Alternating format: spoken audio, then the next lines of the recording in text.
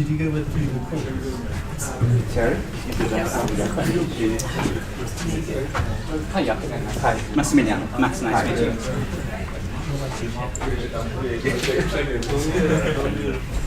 I'll try my best to pronounce it correctly. So I will go for Jakob. Where's the name? Skovgaard-Petersen. Well, in truth, it is Skovgaard-Petersen, because two A's make an O in the English. Nobody would recognize that anyhow. Skovgaard-Petersen. Skovgaard-Petersen. I always wanted to know how to pronounce that.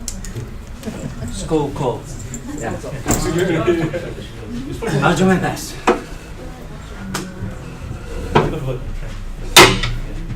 3 more minutes? Shall we leave it open? You want to close it for any for the recording? Are we okay? Yes, great. Okay, you.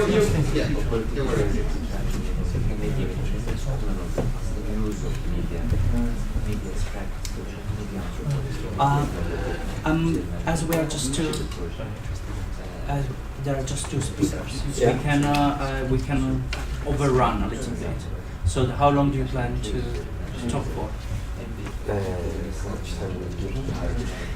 Well, it was scheduled to be 20 so about it. Yes. I'm just trying to do maybe 20-25. Shall we say 25 minutes and then okay, I will start. I will count 25 instead of 20, so I'll behave on the 25. Is that okay? Fine.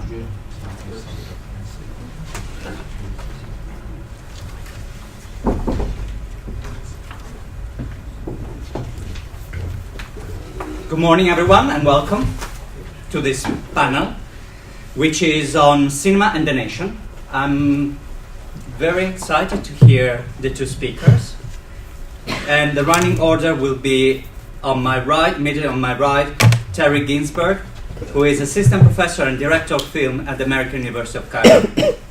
And on the extreme right, I will try to pronounce it the best possible way, but I know I will be wrong. So we have Jakob Skovgaard-Petersen, professor at the University of Copenhagen, and both of their papers contribution look very exciting to me, very interesting. So I'm looking forward to hearing that. Because we have two speakers instead of three, I have taken the liberty of actually giving them a little bit more of time. But I will be extremely rigorous on counting, on working on the deadline. So, please, Terri, start. And Terri Papers is teaching Egypt cinematically. Thank you. Thank you very much for having me. Can you hear everyone? Can you hear me? Okay. Thank you. When film and media are subjected to scholarly analysis, the term propaganda is used frequently to denote techniques of political persuasion. Although historically propaganda was accepted as a legitimate means of recruitment to political causes in the West, where cinema studies finds its origins, Cold War political conditions, and it fell into disfavor under Cold War political conditions in which persuasion was believed necessary to entail dishonesty or prejudicial bias. Indeed, bias itself came under these conditions, under these conditions relatively synonymous with prejudice, whereupon any film or media which did not stand to represent so-called neutrality was received with suspicion as a tool of politics rather than as a proper work of art. Artwork was thus equated with a mode of expression disassociated fundamentally from the political, and political persuasion came to be seen as running contrary to artistic creativity. In the academy, this paradigm is extended to pedagogy, the integrity of which was considered compromised by the politically positioned pedagogue. In the contemporary academy, however, the separation of art, including pedagogical art, from politics is believed arbitrary, and debate over the matter has been transcended by and within long-standing traditions of critical theory and ideology critique. We may, however, have become too complacent, for the terms of the old debates have not only resurfaced, but are once again being manipulated in a reactionary effort to delegitimize and discount politically persuasive art and pedagogy, not to mention pedagogical art. And while liberal doctrines of fairness once held sway to moderate any such manipulation under the rubric of balance, for which the capitalist mandate not to offend the customer was taken almost as a given, the contemporary rejection of political pedagogy and pedagogical art entails an extreme polarization of these integral components to the extent that their fundamental relationship is dissimulated in order that neutral work has actually become the most propagandistic in the worst sense of the term, and explicitly political speech is under no obligation to profess honesty or eschew prejudicial bias. Witness Donald Trump and Hillary Clinton. Middle Eastern film and media studies is not immune to this phenomenon. Despite the area's irrevocably political enabling conditions and the unprecedented fraught situationality of the region in which films produced and directed by Arabs and Muslims are made. As the example of Palestinian film teaches saliently, even the least overtly political films emerging from the region are indubitably overdetermined by and manifest at multiple hermeneutic registers the underlying political conditions of their production, distribution, circulation, and exhibition. Because this fact cannot easily be denied, millions of petrodollars are being pumped into commercial efforts, largely in the Gulf states, to produce, distribute, and exhibit films which, not unlike Israeli Hasbara cinema, pay lip service to political problems and concerns while mystifying their causes and solutions with aesthetic discourses that function to contain ongoing resistance to the capitalist status quo. In this respect, films such as Baraka Meets Baraka and Waves 98 are hailed by and welcomed into the world cinema circuit, a network for transnational cinema, the primary purpose of which is commercial, and the primary significance of which is the repositioning of regional ideology along neoliberal capitalist lines and their neo-nationalist and neo-patriarchal entailments. Hence the irony, disingenuousness of the lukewarm reception by critics and audiences of this new development to films from the region that do, by contrast, make political persuasion central to their vision. In contrast to this reactionary tendency, a wave of independent films has emerged within the Arab and Muslim world over at least the past decade, which challenges the hegemony of the world cinema enterprise. This wave may be located to the post-9/11 period, during which heightened discrimination and violence against international Arab and Muslim communities has occurred in reaction to ongoing resistance by those communities to the super-exploitative effects of US-led post-Soviet economic imperial triumphalism. New questions have arisen, for example, within American Arab communities about the meaning and significance of Arab and Muslim identities under exponentially racist and Islamophobic conditions. As US-led military incursions, along with those of the State of Israel and the Kingdom of Saudi Arabia, have increased in breadth, ferocity, and intensity, these questions have begun to follow paths more overt and radical than in prior decades, with the widespread availability of digital technologies contributing to the capacity for anti-racist, anti-Islamophobic, anti-colonial efforts to consolidate on an unprecedented scale. My paper today focuses briefly, I'm going to do one such independent production, the feminist documentary Cairo Chronicles, directed by Tanya Kamaluddin in 2004, a film ignored by international networks and never positioned as an instance of world cinema. The aim of my paper is to reveal through critique the superficiality and in some instance irrelevance of Cairo Chronicles' critical reception with respect to the film's function as a work of pedagogical art. Cairo Chronicles has been misrecognized reductively as a personal work of diasporic nostalgia, when in fact it would appear equally, if not centrally, concerned with the political question of how to convey cinematically the meaning and significance of Egypt, not least in view of the dire socioeconomic conditions riving that country since at least the turn of the 21st century. In 2003, American-Egyptian filmmaker and educator Tanya Kamaluddin returned to Cairo in an attempt to reconnect with the city of her birth following the untimely death of her father, who in 1963, for political reasons, had been compelled into exile along with his 3 daughters and his Euro-American wife. Raised largely in the US, Kamaluddin would return to Egypt occasionally throughout her adult years. Cairo Chronicles begins and ends in this context with the line narrated by Kamaluddin, "With my father's death, my strongest tie to Egypt diminishes." Between these spoken lines as they bookend the film, Cairo Chronicles portrays Kamaluddin visiting various locations throughout metropolitan Cairo in ostensible search for a means by which to compensate for this sense of diminished connection. These visits include the City of the Dead, a cemetery where her father is buried, the home of her affluent first cousin whose family has been granted Kamaluddin's inheritance under Egyptian patriarchal law, the working class neighborhood of her family's former cook, the Great Pyramids of Giza, and the stately mansion of an Egyptian friend, Adel Mahmoud Sabit, who was formerly exiled and now once again living in his Cairo home, saved from demolition by real estate developers eager to modernize the Cairo cityscape with the help of Saudi investment. Punctuating this ostensible travelogue are archival photographs from Kamal ad-Din's and later Sabat's family albums, interviews with family friends from Kamal ad-Din's parents' generation, and always quotidian scenes from contemporary Cairo. Kamal ad-Din's spoken recitation serves as the voiceover to the image track, explicating and analyzing the various scenes and encounters with respect to their historical context and ideological significance, except, as I shall indicate, when such scenes and encounters are audible via direct sound. The tone of Cairo Chronicles, and by film's end that of its conclusion, projects a mixture of anger, sadness, indignation, regret, resistance, persistence, and exhaustion.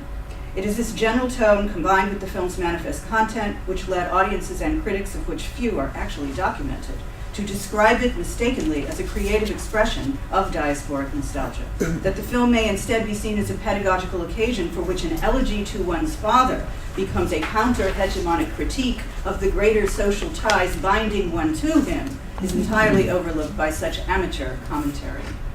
Films engaging the experience of exile are nonetheless typically framed in this superficial way. Nostalgia means literally longing for home, but in modern parlance it is a crude and more commonsensical meaning that references desire based in false consciousness of one's history, identity, practices, and ideals. Nostalgia in this context connotes the pain and resentment associated with irreparable loss and the potential social dangers of attempting nonetheless to redeem it. For film theorists, cinema embodies this dangerous potential. Cinema, the desiring machine, an ideological apparatus interpolating social subjects vulnerable to manipulation by the state in the service of its capital interests. Cinema, that is, as purveyor of latent fascism. If applied to Cairo Chronicles, this typified meaning of nostalgia would characterize Kamal ad-Din's returns to Egypt and her pursuit of reconnection to it as mythological, whereupon the film could be accused justifiably of historical revisionism and its amateur critics as collaborators in that effort. This is in fact how Egyptian and Arab audiences and their presumed supporters, for example, at the 2005 Middle East Studies Association conference, interpreted the film. Its cinematic structuration, however, in conjunction with its manifest content, stands to challenge the record. Cairo Chronicles' narrative of return may be contrasted with the understanding of return outlined by film scholar Will Higbee, who, writing about North African filmmakers in France, charged the dialectic of exile return that stands to resolve the underlying problematic along Hegelian lines. For Higbee, echoing the prevailing academic discourse on the subject, the Maghrebi cinematic exile narrative to which Cairo Chronicles may be analogized thematizes the exilic diasporic experience as irremediable, and exilic diasporic subjectivity as that of the social misfit. The exile finds herself without a sense of belonging. For Higbee, however, there is no redress for such alienation other than psychological acceptance and social complacency, a phenomenological perspective that backgrounds the material conditions of exile simply as the context for a journey of potential return. The impossibility ensuing from Higbee's perspective of ever resolving, much less overcoming the contradictions underlying exile, is accounted for, ideally, as a private matter, notwithstanding its social determination with respect either to the diasporic or home country, which insofar as they are historical are also changeable. Higbee's dialectic, impervious to such changeability, universalizes the experience of exile and thus projects a mythological perspective on return that in the modern Middle Eastern arena easily references a Zionist and or Christian apocalyptic intertext. Cairo Chronicles erupts any such idealization of return. Instead, it projects a positioned nostalgia that stands to place Higbee's dialectic on its feet. Kamal ad-Din's passage is no Zionist journey to mythical utopia, nor are locations in Cairo Chronicles mere background to subjective transcendence by Kamal ad-Din and her film's audiences, whether spiritual and or existential in Higbee's theoretical estimation. Not only does post-colonial Egypt exist in Cairo Chronicles as Kamal ad-Din's actual place of birth, consistently referred to both verbally and visually as a site of political corruption and economic instability, this particular Egypt, enthralled problematically to the U.S. hegemon, overdetermines Kamal ad-Din's displacement and her cinematic engagement with it. Archival images from the colonial period carefully juxtaposed with contemporary footage of Cairo and its inhabitants and framed by Kamaldeen's voiceover as it narrativizes Egypt's gradual maldevelopment from that period to the present, demonstrate, among other things, that the conditions of Kamaldeen's exile predate her own experience of it, and at the same time they are what have enabled her very return to Egypt, to examine these conditions cinematically in what becomes, through the film's narrative composition, the mirror of their internal otherness. Rather than depicting return as a reactionary desire for ontological being, that is, Cairo Chronicles performs Kamaldeen's alienation as a cinematic effect, hence restoring the experience of alienation to its ideological base in a post-colonial world for which dis/connection, endemic to cinematicity, is a normative feature of everyday neo-colonial reality, and repositioning the common attempt to overcome it nostalgically as a socially symbolic act. To borrow selectively from Derrida, Cairo Chronicles' narrativization of return is one of supplementarity. Any potential idealization of return is transposed onto a pervasively reflexive narratology that, as I shall explicate, preempts the mystification of necessary causes by relocating Kamaldeen's alienation both from Egypt and the diasporic US to the film's problematical center.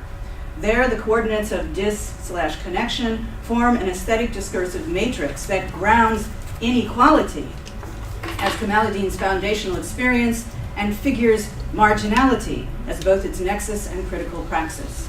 This transposition of ontos into praxis, and in turn of the ideological into a call for a just restitution, marks the film's self-reflexive demand and establishes its modality as that of critical allegory. It is this rhetorical resituation which in turn directs the film's inscription of alienation into a performative critique of mythological nostalgia, for which the otherness of patriarchal absence becomes the contemporaneity of a destabilized, dislocated, disidentified, feminist self-same, rendering Cairo Chronicles an unsettling, disturbing, provocative, pedagogical instantiation of Egypt, of father, of home. Cairo Chronicles' allegoricality, its performative critique of patriarchal post-colonial absence-presence, operates at several hermeneutic registers to produce a meta-reflexive occasion.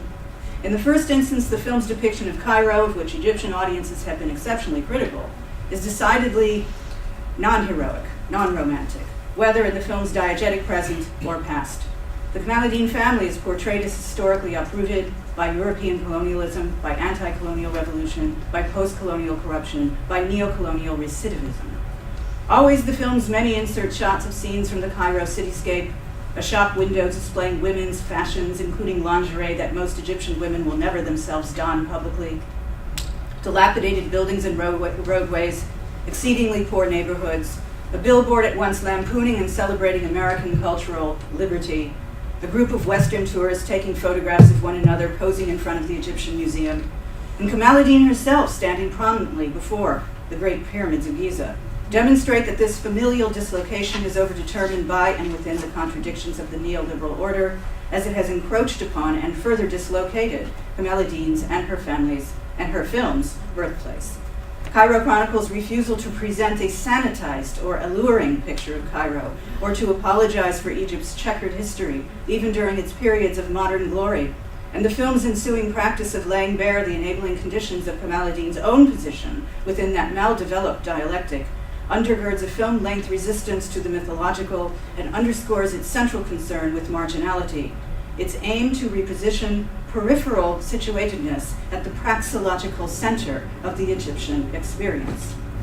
Cairo Chronicles' proclivity to depict Cairo in its historical and social fullness extends from the film's mise-en-scène to its cinematographic insistence on the grave polysemy of cliché scenarios and kitsch objects, that is, its camp sensibility. Take, for example, a lone cat portrayed in long shot seated on the sill of an opaque window in Sabbath's stately mansion, which has seen better days.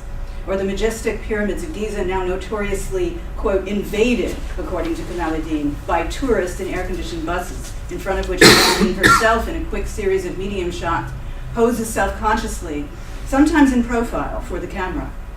In both instances, the virtual space between the shot's background and foreground is infused with an impenetrability that bespeaks the power of resistance to its colonial excavation, a sense classically emblematized throughout the film by cats, icon of ancient Egyptian religion and art and beacon of independence and unconventionality, over the image of one cat's tail disappearing beyond the margins of the mentioned window frame. Kamal ad-Din, in fact, utters the word nostalgia. The cat's disposition is adopted deliberately by Kamal ad-Din, as her voiceover characterizes her relationship to Egypt, itself synecticized by the pyramids, as that of a hawaga, a stranger, and as decentered and profile shots frame her look as one of a carnivalized Pharaonism, at once deflect Western Quattrocento's imperialist clamoring for depth, while demarcating Kamal ad-Din's own oblique three-dimensionality as metonymic. Here Kamal ad-Din, a medium close-up on whom is intercut at the very utterance of the word hawaga, with a kitsch rendering of King Tut, turns her back to the spectator, Naji al-Ali-like, and walks at an angle away from the camera toward the pyramids, her figure receding into the sandy background. The scene positions the exilic stranger, analogized in an earlier series of interview commentaries as an alien group, readily assimilable into the historical Egyptian melting pot, as potentially more Egyptian, more cognizant of and attentive to the multitudinous origins of the people residing within its borders than are those people themselves. Now identifiable as the spectator as much as Kamal ad-Din, the hawaga becomes coterminous with Egyptian, signifying both the non-self identity of the Deridian supplement and as such a concerted post-national refusal to acquiesce to the global hegemony responsible for the country's and Kamal ad-Din's unsettled state. The height of this refusal is not for all that Kamal ad-Din's campy deportment, but its mise en abîme, the point at which the film erupts its bookends, demonstrating the profundity of this metonymic strangeness to the pedagogy of Egypt. The eruption occurs gradually and is born by a pervasive ironization which stands as the aesthetic core of the film's meta-reflexivity. At the register of sound, a light-hearted quasi-Orientalist musical theme by Russian-Egyptian composer Khalid Hamid, played on a synthesizer, seems on one hand to trivialize the seriousness of the image track and its narrative explication, but on the other hand, by its lithe matter-of-factness, serves to extend the quotidian content of the film into allegorical significance, a significance which reaches its apex when the music stops. The key moment at which this happens takes place in Sabbath's stately yet dilapidated mansion. In contrast to the cinematography elsewhere in the film, this scene is shot with a handheld camera that invites the spectator to investigate the space, and as it opens onto a long corridor, on the floor of which lies a baby wrapped in a blanket, the sibling of a little girl whom the camera has followed along the corridor at her request. Direct sound in the form of live dialogue takes over throughout the scene, from Kamal ad-Din's voiceover and the intermittent musical theme. Upon making this uncertain and therefore anticlimactic discovery, the camera halts, and the scene shifts to a room in the house where Kamal ad-Din is portrayed, as she will again during the pyramid scene, walking into the background away from the camera, where she sits in a chair set against a wall, just as the little girl, and then again Sabbath, had earlier been seated in another similarly positioned chair. Kamal ad-Din's dialogue here indicates that she has given the camera, over which she and her cinematographer formerly had control, to Sabbath, whom she proceeds to instruct on how to focus the lens. As he takes her direction, the shot previously blurred achieves clarity, as the camera zooms in on Kamal ad-Din, portraying her momentarily in extreme close-up, before the image blurs once again and the scene shifts to a foray into Sabbath's family photograph album. The moment is paradigmatic in several respects. The shift it entails from non-diegetic to diegetic sound supplies a sense of authenticity, the potential for which realization, however, is preempted by a cinematographic preclusion of visual clarity, most importantly of the authorial figure herself of Kamal ad-Din. Recalling her earlier voiceover commentary, "I am wary of being voyeuristic," the camera here disrupts spectatorial pleasure, first by making it difficult for the spectator actually to see the pro-filmic event, then by redirecting any ensuing desire for reclarification back onto the spectator herself. One look at Kamaldeen's visage in close-up, fully visible, albeit fleetingly, for the first time in the film, and the ideal spectator's prejudicial expectation that Kamaldeen at least visually fits the stereotype of an Egyptian and of a woman is completely thwarted. Here, what has been prefigured materializes as the camera, divested of phallic power in the unpracticed hands of Sabbath, and vis-a-vis the uncertain objective of its passage through the corridor, becomes an index of Kamaldeen's strident gender ambiguity, which itself now doubles by Sabbath's surrogate adoption of both her gaze and her look as national non-identity, both for Kamaldeen as a child of an Egyptian father and an Egyptian mother, and for Sabbath as a veritable anachronism with respect to his colonial era class positioning in the diegetic present tense. Allegorically speaking, it is not that neither Kamaldeen nor Sabbath nor the film's other interviewees cannot return to and thus regain a lost Egypt, the kind of nostalgic lament which Higby reads onto much Maghrebi films of return. Kamaldeen and Sabbath, whom the voiceover reminds us hails not coincidentally from her father's generation, and whose own gender positioning is destabilized by his inadequate handling of Kamaldeen's camera, figure as performative matrices of the grand dialectic of exile return, in which cinematic spectatorship itself, and by turn the spectator herself, are implicated. These two figures demonstrate against mythological nostalgia that much as gender positioning is determined less by design than by circumstance, Egyptian history as well is a site of contestation, whether under Farouk or Nasser or Sadat or Mubarak. Egyptianness is a struggle traversed by the pain and contradictions of maldevelopment and its patriarchal entailments, which may reduce a child to infancy and adult to helplessness, and which at the same time contains the kernel of its own overcoming.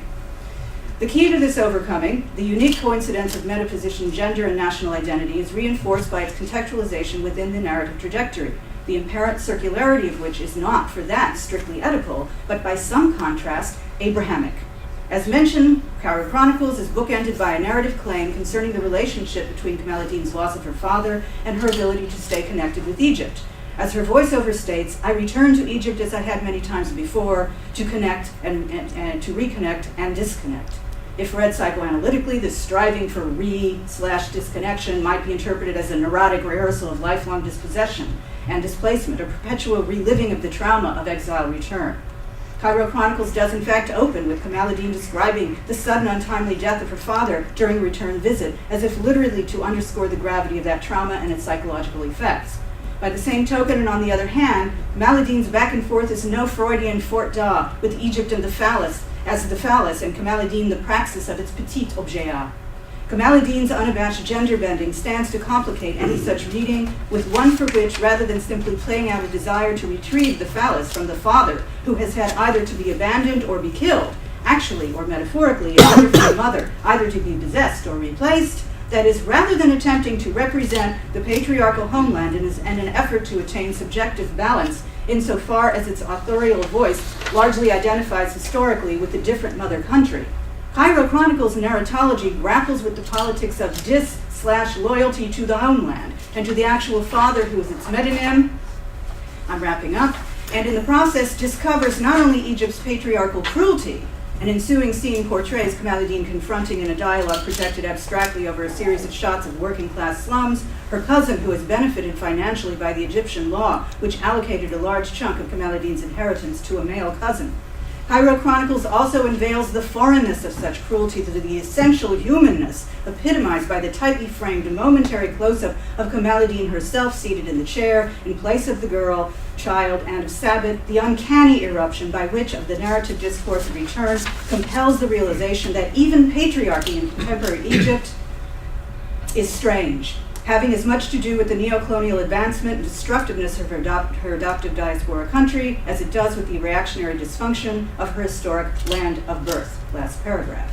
Insofar as Abrahamic narratology posits a father who dies not on account of his sins, but on account of complications arising from an incomplete revolution, Cairo Chronicles exposes, and by its uncanny carnivalism, which continues from the mansion scene through the stolen inheritance scene to the film's end, redeems the resilience and perseverance of the multitude, members of which, much like Kamaldeen earlier, are depicted towards film's end in a series of Pasolinian close-ups, looking directly into the camera, at once bearers and projectors of the Egyptian legacy, gazing not at what has been lost, but what it might yet be found in the interstices of Kamal ad-Din's cinematic pedagogy. Thank you.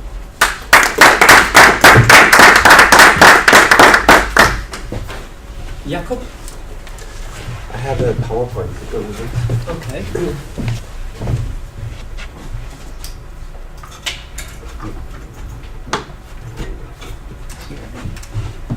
It's okay here? Stay here?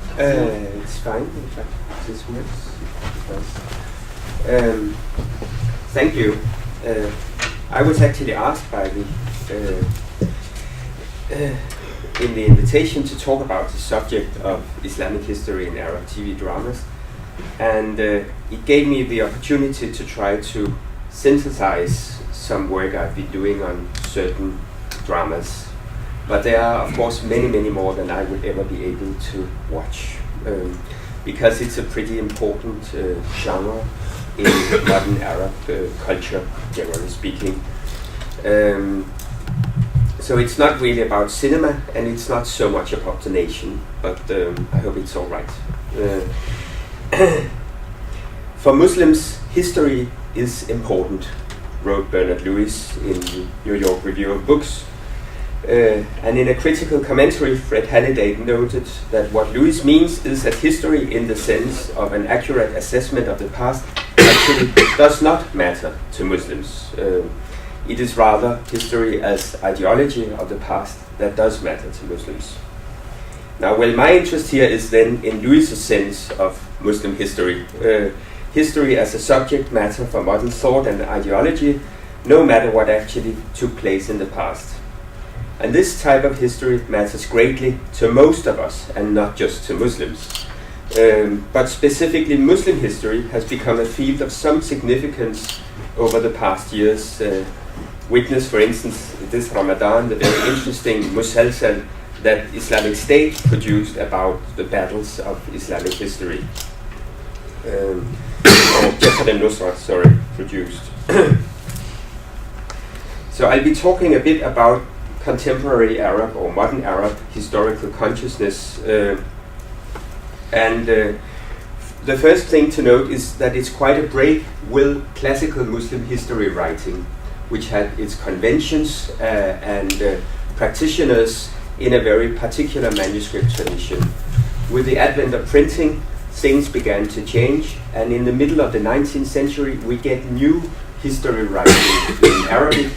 For instance, Ali Pasha Mubarak's History of Egypt, beginning with the pharaohs and going through everything, because the subject matter is the state, the territorial state of Egypt as it has evolved, and this was presented to Egyptian school children very different from the classical Islamic historiography.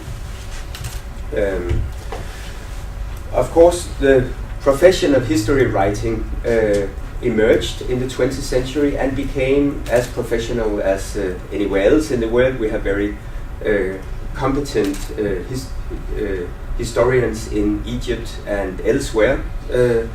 But in some countries, such as Parsi, Iraq, and Syria, ideology played a huge role in promotion and so on, state ideology. History writing, in the sense of what happened in the past, has become as much a part of modern Arab culture as anywhere else, but it has always had to struggle with other types of history presentation. We've had public intellectuals in the Arab world who have written on historical material, from the very edifying to the more allegorical, and these are just some examples. But I would dwell a little bit on Georgi Zaidan, a Christian Syrian who migrated to Cairo and established a very well-known journal, which is still around, Kalal, and a publishing house. And he is the Arab Walter Scott or Alexander Dumas. He wrote in the early 20th century, I think 18 novels, historical novels, from the very early Caliphate and up to his own time. And these are still on sale, at least in Cairo, and I think also in other Arab countries, and have popularized Arab history two generations who were never exposed to the classical Muslim historians. So it's very much his reading and his epigone's reading of modern Islamic history that holds sway in the Arab world and has been transferred into a new medium, the television musalsal, which I'm going to talk about. Georges Zaidan also wrote a 5-volume history of the Islamic civilization. All along he wrote all these historical novels. And if you compare him to Alexander Dumas or Walter Scott, he is more edifying. The plots are very much linked or plugged into different Arab historical periods, because his interest is very much in depicting what actually took place as he believes it. And he has certain general ideas, for instance, that when we had caliphs who were making use of Jewish and Christian counselors, things went well, which of course was in his own interest to stress. His work, his fictional work, has also made its way into school systems, at least in Egypt in periods. And school books is of course another extremely important genre when you talk about modern Arab historical consciousness, or any country's historical consciousness. But we should move on to films. And we have historical films in the Arab world. As you know, the film industry has been hugely dominated by Egypt from the 1920s onwards. The Egyptians don't produce so many films anymore, but it's still largely an Egyptian production. And historical productions were taken up from the 30s and 40s and 50s. This famous example is the film about Salah ad-Din from 1963, as far as I recall. So the time of Gamal Abdel Nasser, and making a lot of connections to contemporary issues. Salah ad-Din is victorious over the Crusaders precisely because he combines Syria and Egypt, just as Nasser had done before that. And the film is also called An-Nasr Salah ad-Din, the victorious Salah ad-Din. So this is a prime example of, and Yusuf Shaheen is the most famous of these directors from that period. I'm sure you all know about him. But I will move on to this more specific genre of the historical musalsal. As you're probably all well aware, this is a major Arab cultural production with its very particular production cycle, because it has to be released in Ramadan each year. So there are months where you do the signing of contracts, months where you do the shootings, and months where you do the editing. A whole industry has a particular Islamically defined, in this sense, production cycle. There are a number of works on this, for instance, Abu Lord or De La Rata or Krista Salamandra, who is here with us now. But none of them have taken particular interest in the historical drama. A much bigger genre is the social drama, which of course to anthropologists is a vast fund of interesting comments on daily life and social life in the Arab world. So obviously this has been very attractive to study. And the historical drama is a minor production in the overall musalsal. That, of course, is partly because it's a very expensive one. But there are also other issues which I will return to. The musalsalat developed from the late 60s, but mainly in the 70s and 80s. Musalsalat is the plural of musalsal. Again, mainly in Egypt, and mainly social dramas. We also have religious dramas, but this is also a pretty small subcategory, interestingly enough, because we have the whole Islamic awakening, the Sahwa Islamiyya, but it didn't really spill much into television production for a long time, at least. But we do have specifically Islamic dramas. But those subjects selected, were at least in the 70s and 80s and 90s clearly reflecting the tastes and the kind of patronizing attitude of the cultural producers in Egypt and lately also in Syria. But in the 90s and 2000s and onwards, it becomes more of a pan-Arab market. The main book on the dramas is Leila Abouloud's Dramas of Nationhood, but that was it was published in 2005, but it reflects fieldwork in the early 1990s when Egyptian dramas were made for Egyptians or Bas. But this has changed. Now it's a much bigger field with major television producers and the major stations being placed in Dubai and elsewhere. So her book really reflects an earlier stage in the development of dramas.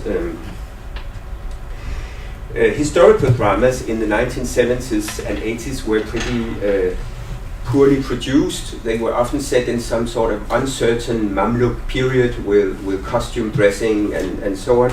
But by the 1980s and 90s, they became more ambitious. This Khan al-Harir is maybe the first really ambitious Syrian drama, maybe inspired by a slightly earlier Egyptian drama called Layali Helmiya.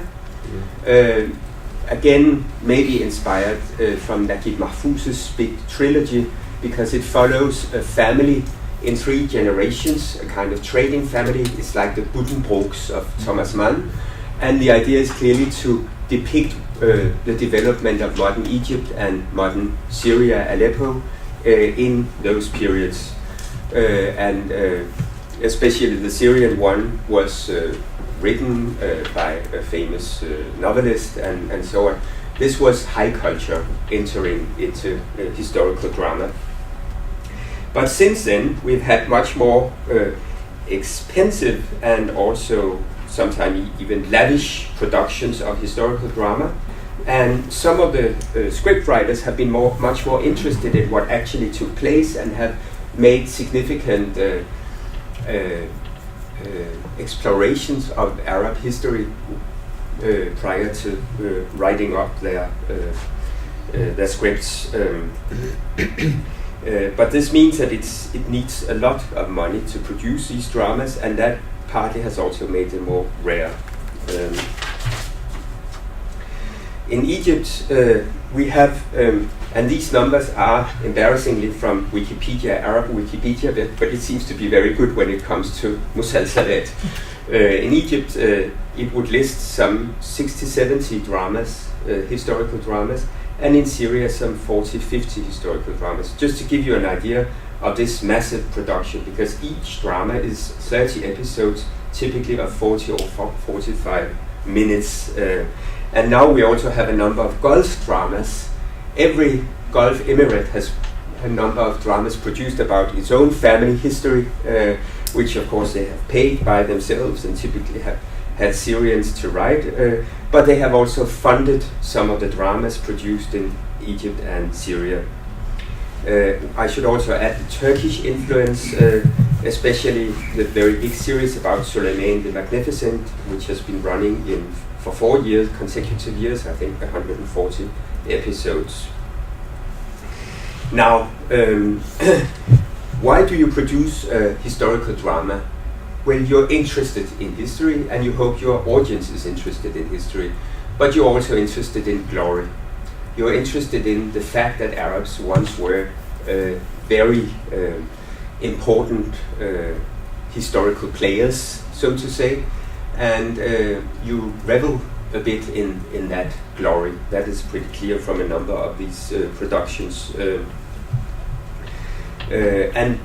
But you also have other messages you would like to put around. With 30 episodes and extra characters close to the hero, that's what you do. You have the hero, you have the main story, you cannot change that in historical drama, but you add extras, you add childhood friends, you add maybe an early lover, like Georges Zayden, you add a faithful maid and a servant and so on, maybe an evil vizier or something to make things run here.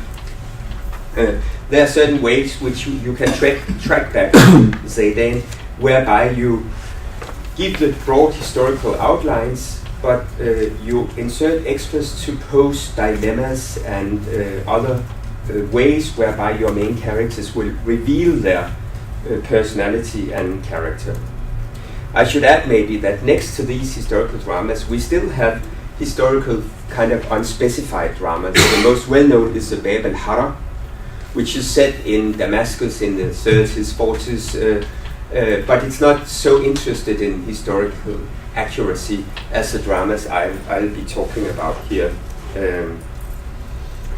And it's also, of course, a way to show people, like all the musalsalat, how do you behave as a good person towards, for instance, elderly people, towards sheikhs, towards children, and so on. Because you have people for 30 episodes during Ramadan, hopefully, you have a great chance of building emotional ties to your audience and teach them a lot of lessons about what's going on. Now I will move on to the more political part of this and talk about some of the things we've seen over the last 10, 12 years. Beginning here in 2001, this is interesting in Syria because you had two dramas on the same figure, namely Salah ad-Din again. One of them was a pretty faithful rendering of Salah ad-Din's fantastic heroic feats as rising to the Sultan and defeating the Crusaders and so on. But combined with it, there was this In Search of Salah ad-Din, which was set in modern Palestine.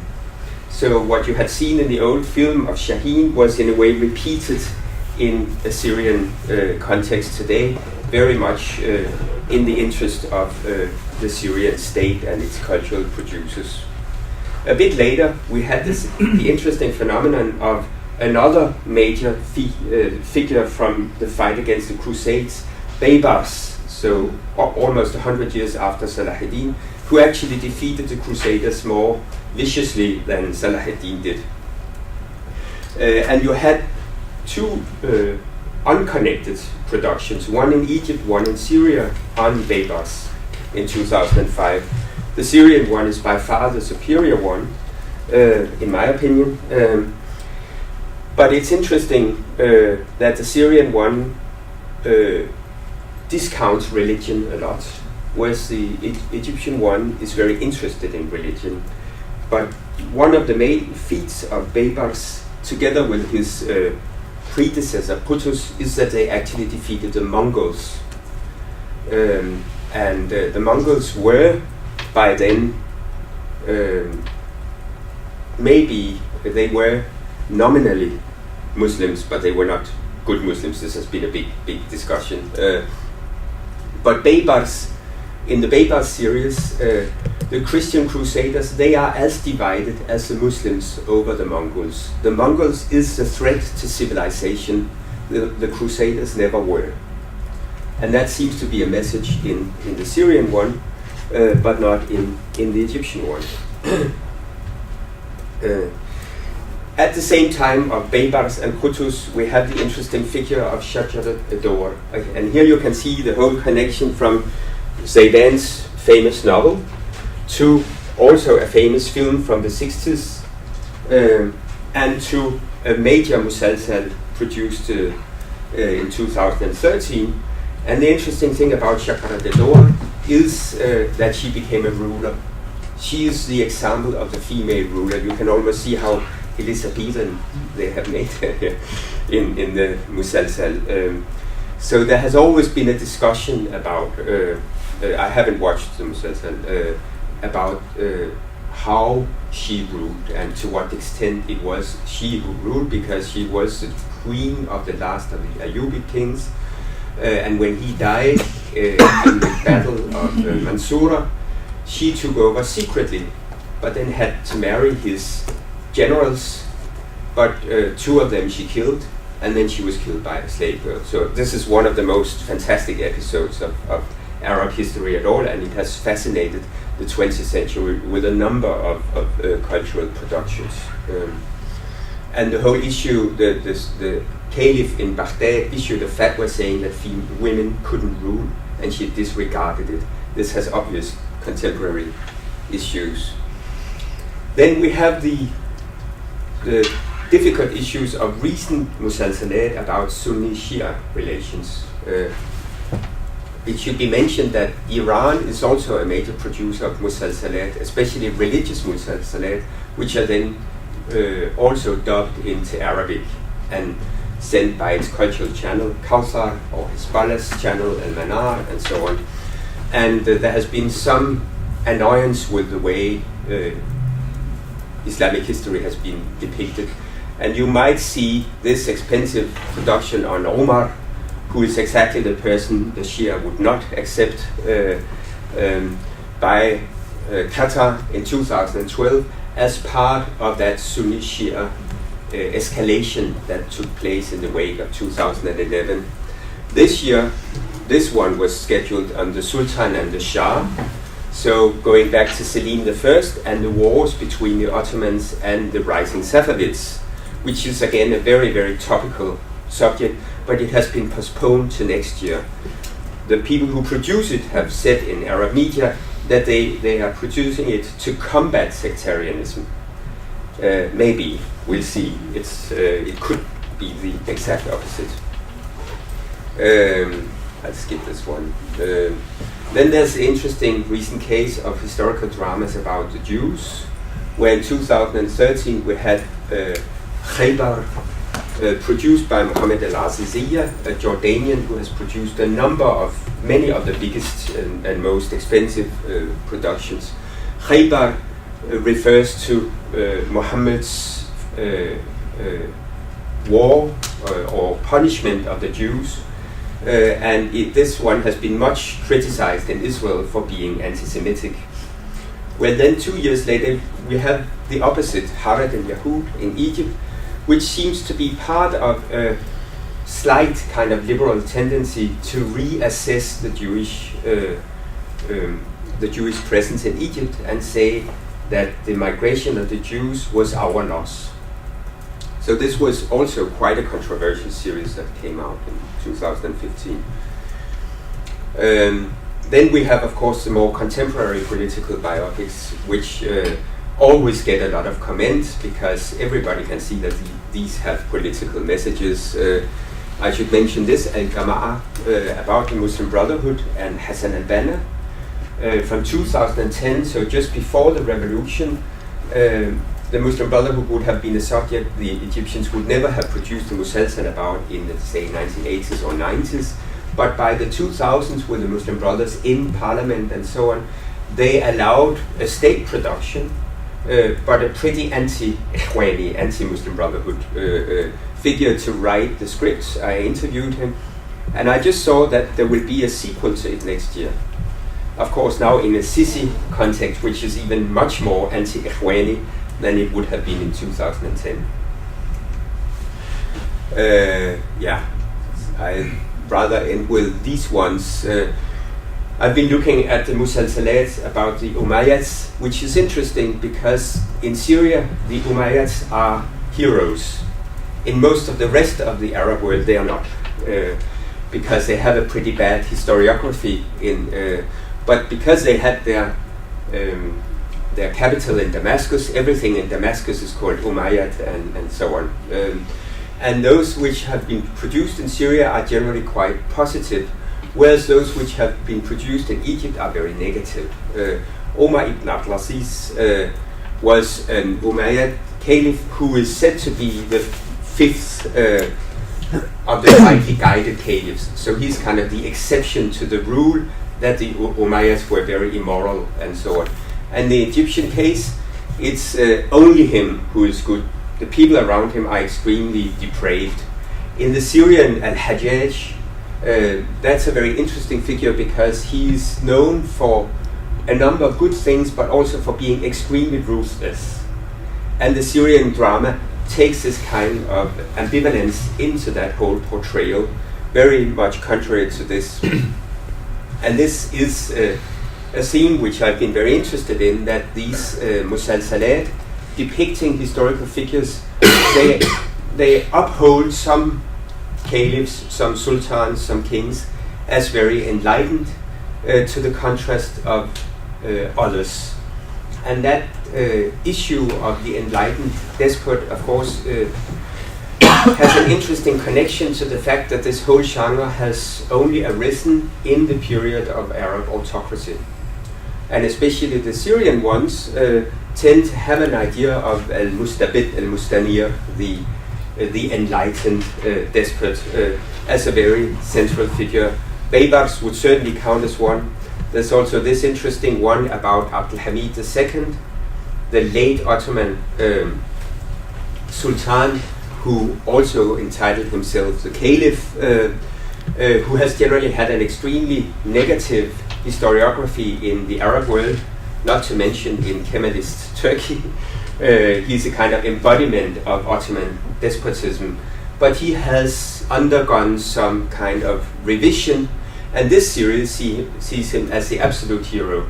The fact that he lost many wars, instituted a very feared secret police, and all that counts for little, because he was only a striving, believing Muslim who tried to save the caliphate against the onslaught of especially British imperialism.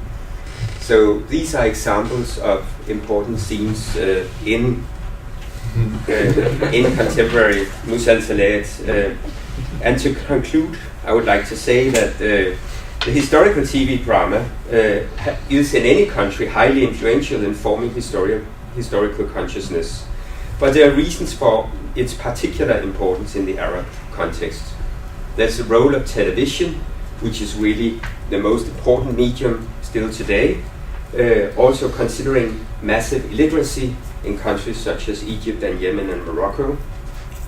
There's the role of Ramadan, with extremely high viewer percentages.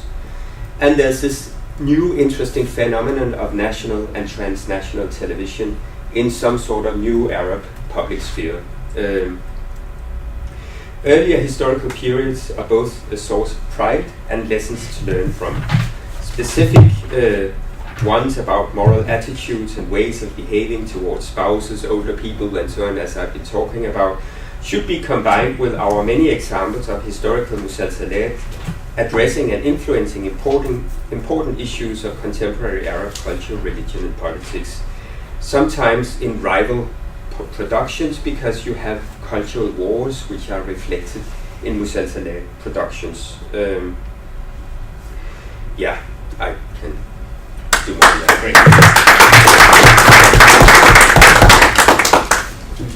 I would like to.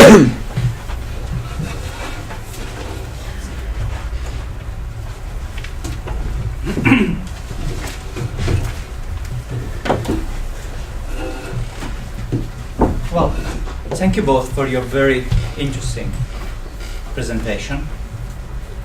And I'm happy to start our Q&A, and I will just ask you to, when you ask a question, to state your name and possible affiliation, and to keep it as brief as possible in order to give time to our panelists to give all the details possible to sort out your issue.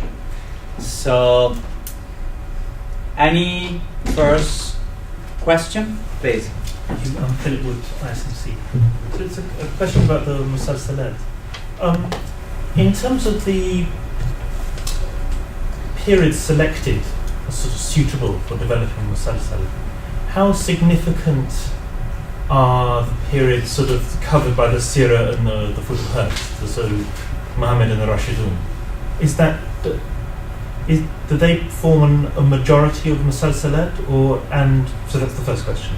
And the second is, if you choose that period, if you choose the very early period, are there limitations to what you can say? Are there limitations to, say, the invention of peripheral characters or commentary? Are there limitations in how that period can be rendered in terms of commenting on the present? Well, in Syrian drama, that episodes features almost not at all. In Egyptian drama, which has been longer and so on, you have dramas about the rightly guided caliphs. As for Muhammad himself, you probably know there are these films. There was an early production about Muhammad, I think in 1980, from Egypt, and there has been a recent Iranian one, and there has been writings a number of times about major Arab productions coming out on Muhammad. Those would be television, would be cinematic, but probably with a spin-off in a longer television series. The Iranians have been those who introduced a lot of religious musalsalat because there were apparently less apprehension in Iran on this subject. There was a famous one on the Virgin Mary in 2002 or thereabout, followed by a number of others on prophets. Yusuf, a very long one on Yusuf. And this goes against the policies in, for instance, Egypt, where Yusuf Shaheen, the one who did the film in the 60s about Salahuddin, in the 90s he produced a film about the Prophet Joseph, which was then censored by Al-Azhar.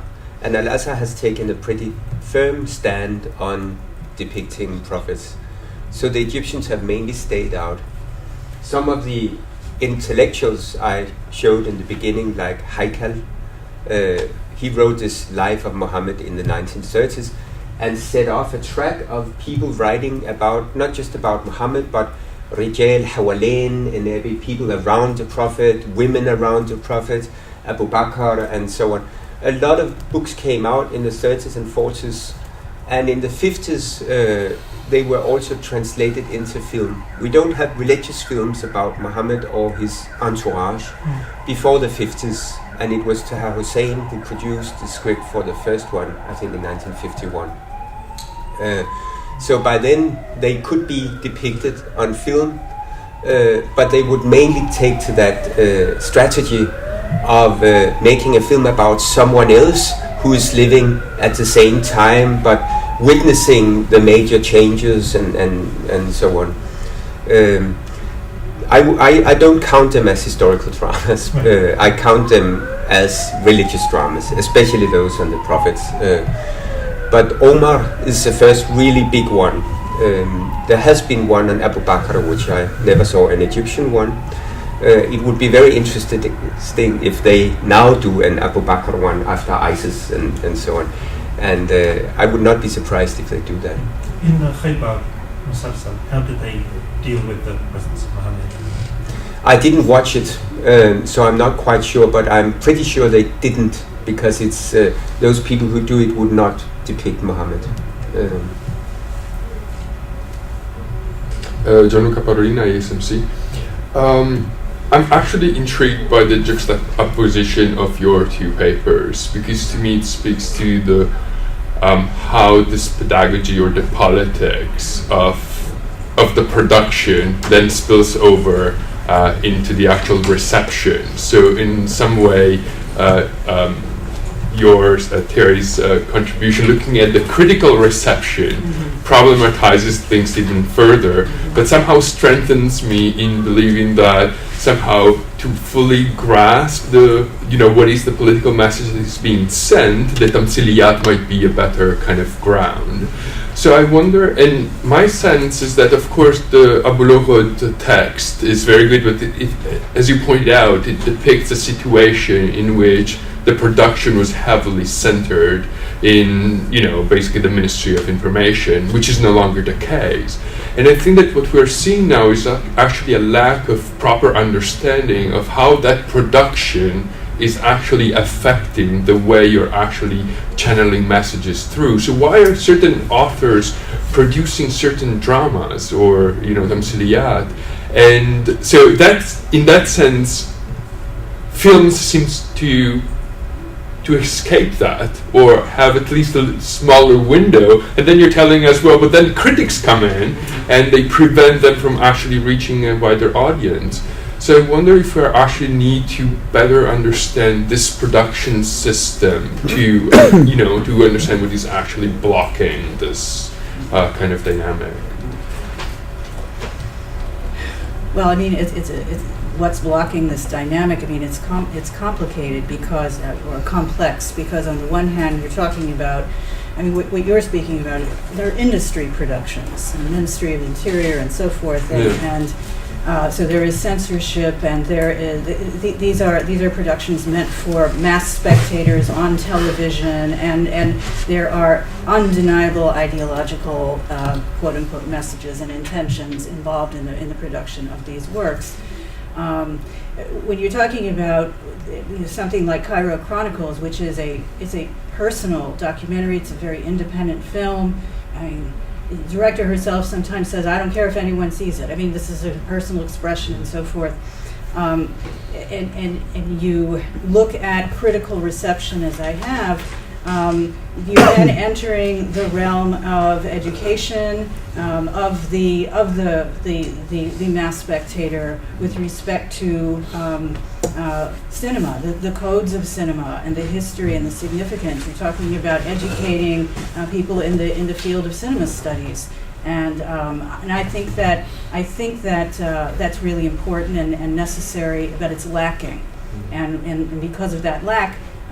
There is very little literacy, media literacy, cinematic literacy, and therefore a tendency on the part of spectators just to read through the device, for manifest content without paying any attention to context, to form, to structure, to history, and you end up with this kind of misrecognition. And I think that lack of cinematic literacy is connected in a larger sense to the same types of structures that are involved in the industry productions of the sort that you have discussed today. So, I mean, it's a very large systemic problem, and therefore it has an effect on the one hand, the industry products, and on the other hand, independent works. There's a dialectic. Yeah. Well, there's this book coming out by Donatella Della Rata, who studied the political economy of Syrian musalsal.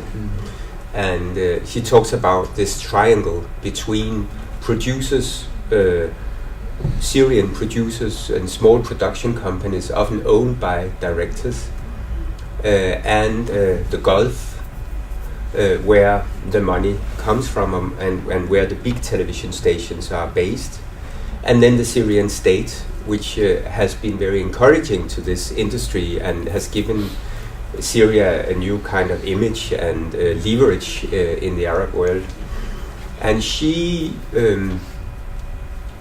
according to interviews she has made, there is censorship in Syria, but it was not so strong because there was a great confluence in a way between the producers and the Syrian state. The Syrian state had an interest in them, and under Bashar and Asma, his wife, this was they saw this as a projection of a modern Syria and sort of releasing cultural energy from Syria. And so it was less that censors look through it and cut scenes out. It's more that producers and directors pitch what they'd like to do, and they know that those who need to put money into this and the Syrian Cultural Ministry into it, they would like this idea rather than this idea, and so on. So it's more kind of Hollywood style that there are certain things which have obvious appeal to the people who are gatekeepers to the system, more or less. I hope you would recognize my description here. And Krista, you might chime in on this because you've been studying precisely producers in Syria. State is still of some importance, not least in Egypt. The state, you mean? Pardon? I'm sorry, what's still of some importance? The state itself as a producer. As not as much as a producer, but certainly censorship. because every script has to, that of anything that's filmed in Syria, and there's still series filmed in Syria, has to have the approval of its script. And every series that wants to then be broadcast on the Syrian television station has to go through a second series a second censorship process after it's finished. But many Syrian series there's a question now, what is a Syrian series? Because many are just bypassing this entirely and being produced in some entirely by oppositional figures who were at one point working within the state confines. I have a slightly different argument that you'll hear this afternoon. I just think that the field is very differentiated, and there are a lot of subtexts and messages and confluences of interest between the regime as it has developed over Bashar al-Assad's 16 years in power and media makers. It is quite complex because they've abandoned a lot. The regime has abandoned a lot of its original, sort of both Ba'athist ethos and the neoliberal social market reforms that it was supposed to help everyone. And I think the TV makers kind of complain about that a lot.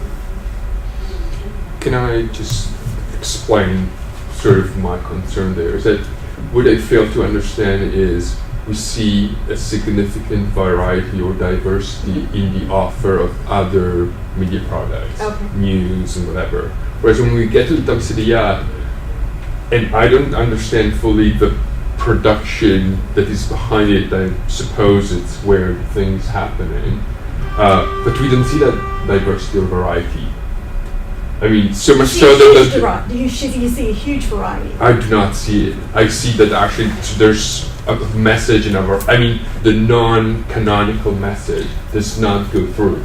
You would not see a musalsal with a very radical or anti kind of state ideology position on air, be it on a private channel, be it on a public channel. Yes, the critiques are quite different. Can you just very briefly? And you're not going to see it overtly. Can you very briefly state, for those who are not expert on the field, why do you see, or how do you see consistency of message or a variety of new forms of communication? Well, there is a consistency in the fact that certain topics are not dealt with head on. Like nobody's talking about radically overthrowing the social order or the political order. That's very, very true. That doesn't happen very often in American television drama either. But I do think that there's a vast variety of contemporary dramas, and they range from melodramas to social realism, and you can find similarities, but you can also find big differences in So are the differences on the style or on the topics? Both. Okay. Not necessarily the topics, but how they're dealt with. How is your view on this? No, I think it's just a matter of disagreeing on degrees, basically. And analyzing things, you see that it's not just that certain issues are not dealt with, but most of the issues seems to be either aware or doing self-censorship, or are being, straight off, scrapped out of the possibilities of what you can say. And so, to me, that is actually pretty shocking. So the variety that you see, that I think, variety of options that you can see even in the subtext is not explored because, people know. If you follow a director through different Ramadans, you see that they are aiming for certain channels. So they're sending a message and then they're refining the following year, which is fantastic. It's fascinating. To me, it speaks to a system that is actually properly working and is completely escaping our understanding. The messages are changing. If you're saying it with one director, you can see it developing in a certain because direction. they're trying to appease what they think they're. It's about legitimation crisis. Right? Yeah. It's also about funding. Exactly. Okay. But I don't see it as a monolith in quite the same way. Okay. Would you like to add something on this? Let's take another question. Sure, okay. Well, just okay, my name is Omar Al-Ghazi. I'm from the University of Sheffield. And just to comment on this discussion, and then I'll ask a question. I agree with Krista about the diversity, basically, but that diversity is obviously within an authoritarian context, and so it is kind of there is a media literacy in a way in communication that happens under authoritarian context, and diversity of messages within such a media system that might be lost to people who are not completely familiar with basically how different opinions can be represented and framed within and how they can push what is permissible to say within such a context. So it's not only about censorship in the sense of, you know, submitting the script and so forth with the details of production, but also the self-censorship, the cultural knowledge of what can be said and what can't be said within such a context.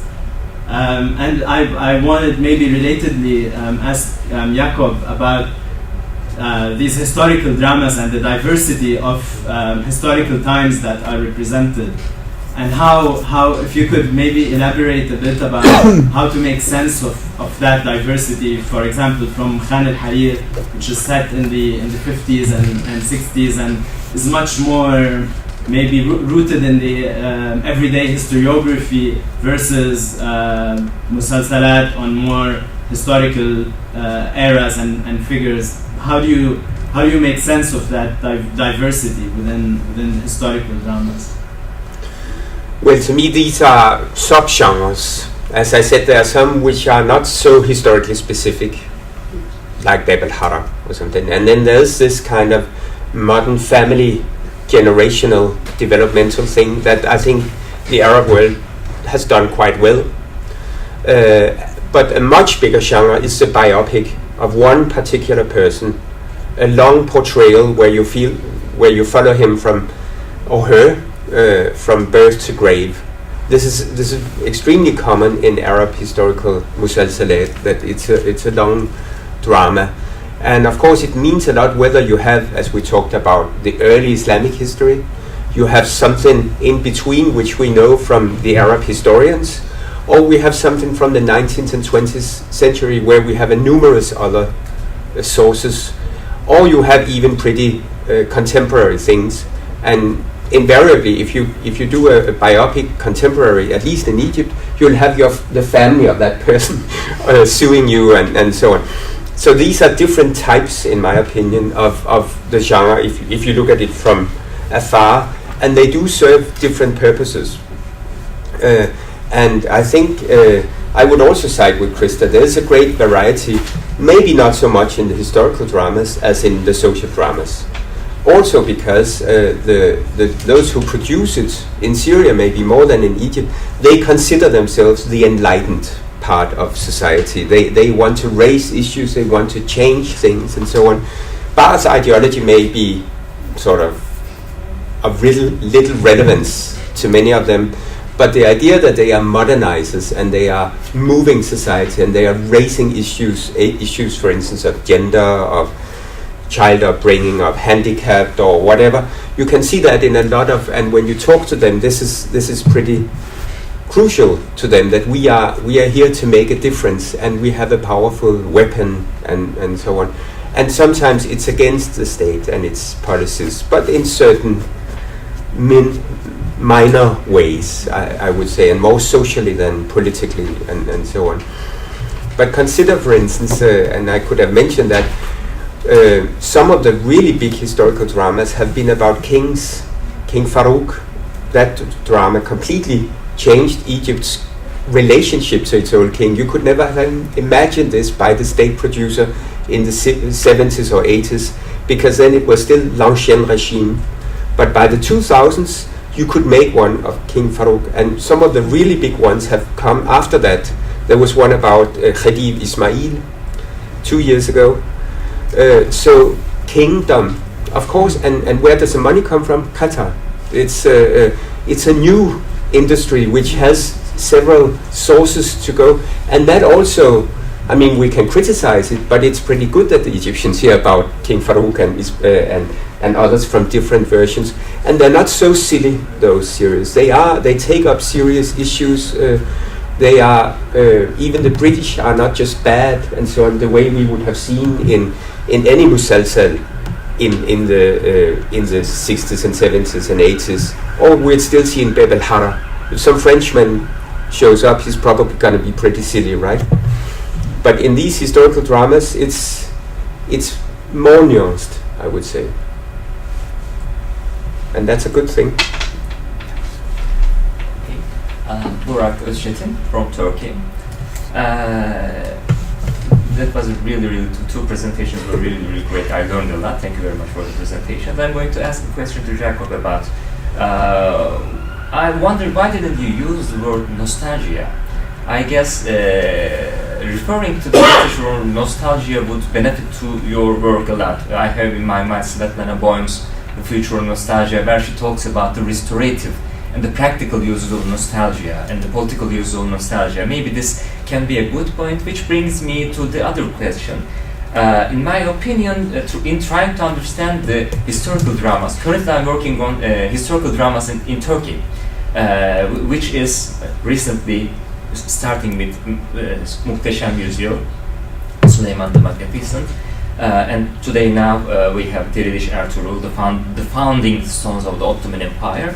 I think the context, the political context, the social and political struggles are so important in understanding the place of those historical dramas. In other words, have you ever thought of contextualizing more in this matter? You know, trying to locate the historical dramas more within a context, contextualizing them. You know, why in specific historical moments some historical dramas are stepping forward and some kinds of narratives are becoming more and more popular. Have you ever looked at the audience or dissemination or the political contextual side of the story? Well, this was an attempt at giving the sort of big overview of a whole genre. So of course it's pretty superficial. But there are many things I haven't looked into. It takes a long time to watch just one musalsal, you know. So I've selected certain subjects that interested me, it is a very relevant question. Why does this particular musalsal win the attention of the audience this year? This is always discussed, at least in Egypt, in the media. What are people watching this Ramadan? And what are they not watching? Because there are also very expensive historical series which never took off. But it's difficult to say this is how, it's not measured in any reliable way how many watch this or that, or we don't get to know this in any way. Sometimes they write that this has been on top and so on, but they don't have reliable statistics. But you can see how much debate they occasion in the media. As for nostalgia, we had a seminar about that, going from her book. But to me, and we may disagree on this, to me nostalgia is not about what happened in several hundred years ago. Nostalgia must be related to you, your parents, something where you have a kind of personal intimacy to the subject. Else it's kind of historical pride and some of the other things. To me, nostalgia would mainly be about the last 2-3 generations. You must be able to connect to it personally, to childhood, to something which is related to. And she's discussing this a bit. How far back should we talk about nostalgia? Or at least we need to make a kind of definition of the particular individually, emotionally laden, and the bigger national grandeur and so on, which of course is Ottomania is more connected to. You want to follow up on nostalgia? Do you feel, with reference to the Cairo Chronicles? Well, I think I said pretty much what I wanted to say Okay. about it. Any last question before? Please. I have a question, but I'm very sorry that it's about the musalsal industry. And you mentioned that you see the historical drama as a very small part of the industry. And could you elaborate on that? Simply because I see it as a very big part in terms of the kind of funding that is, even if you exclude Bab el-Hara, I'm thinking about the kind of funding that Hatem Ali has managed to garner for Gulf sources. And if you put Bedouin drama set in the 19th century, for example, in the historical drama, it's certainly very prominent. And if you think about the 4 series that Hatem Ali did about Al-Andalus, both critically acclaimed and very widely watched, it would seem that social drama it takes a back seat to all of that because the Gulf is not investing in it quite so heavily. I don't know if you have a... And maybe I'm looking at this from the Syrian perspective. I think you're very much looking at it from a Syrian perspective. The Syrians have kind of specialized in historical drama, and in Egypt, this year there wasn't really any historical drama as far as I know in Egypt. But there are lots of stories, they may be set in the 70s or 80s or not quite now, but they are not sort of interested in history, it's just a setting. So it's a little bit depending on where we put the emphasis, but Syrian drama has been extraordinarily interested in historical drama and also used all the sites in Syria the way the Egyptians never did. They have they have a media city where you can go to Alexandria in the 50s, in the 1920s, and Cairo, and Islamic Cairo, and so it's a kind of set piece thing for much more for an industry than the way it has evolved in Syria. And also, in my opinion again, and the Beybars example would be perfect, the best Syrian dramas are much more researched than the ones typically produced in Egypt and these things. So you're using big in various... Yeah, if you speak about money, if you speak about viewership, you are probably much more right. I'm just, counting, looking at how many of this year's dramas, because there are always these lists, could be said to be historical in that sense, that it's important that it's in this period and so on. Then it's not so many. Any last quick remark? Okay. You stressed the importance of history in Arab countries. Are there any place that history is not important? Are there any country? I'm asking you, in a way, aren't you in a way reading the Arabian cultures in a peculiar and unique way? In my opinion, history is important everywhere. Well, that's exactly what I said. Yeah. I said that I quoted Lewis for this and Halliday's criticism, and then I said history both in the sense of what actually happened and in the sense that we need national historical memory and myth-making. It's a pretty universal phenomenon, and I think Halliday was right in attributing or criticizing Lewis for kind of saying that Arabs are hostages of history to a degree that no one else is, because we're in the United Kingdom, history means quite a lot. Which was very much typical Bernard Lewis remark in a way. Thank you all for your very interesting contribution. Please, before we thank the speakers, let me just remind you that the next session starts at 2 p.m. in the main room over there, and lunch will be served in the first floor. So let me just invite you to join me for a round of applause to our speakers, both Terri and Jakob. Thank you very much. Didn't make it to the other field.